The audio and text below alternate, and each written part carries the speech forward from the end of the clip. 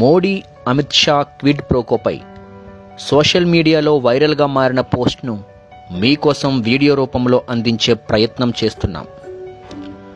Ranjan Gogoi supreme court chief జస్టిస్గా retire అయిన 4 నెలల తర్వాత రాజ్యసభ మెంబర్గా అపాయింట్ అయ్యాడు.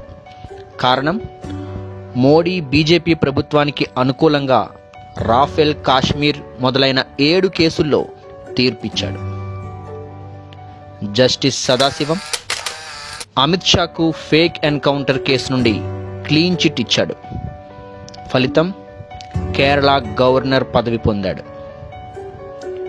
వైసీ మోడీ నరేంద్ర మోడీకి 2002 గోద్రా మారణహోమం కేసులో క్లీన్ చిట్ ఇచ్చాడు. ఫలితంగా నేషనల్ ఇన్వెస్టిగేషన్ ఏజెన్సీ NIA చీఫ్గా నియమించబడ్డాడు.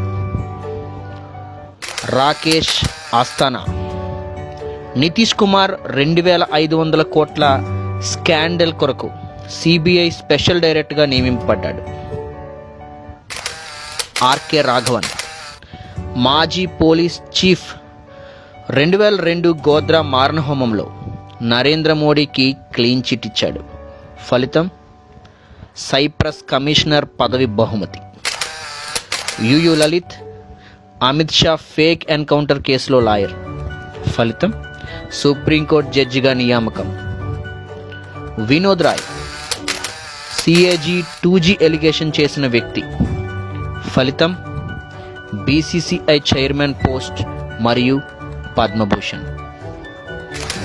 BS బస్సీ JNU విద్యార్థులపై పోలీసుల దాడులు చేయించిన ఢిల్లీ పోలీస్ అధికారి. ఫలితం, UPSC మెంబర్గా నియామకం. జై షా అమిత్ షా కొడుకుగా BCCI సెక్రటరీగా నియామకం. Arnab Goswami RSS journalist, Nehru memorial and museum membership ప్రదానం. మరిన్ని వీడియోల కోసం మా ఛానల్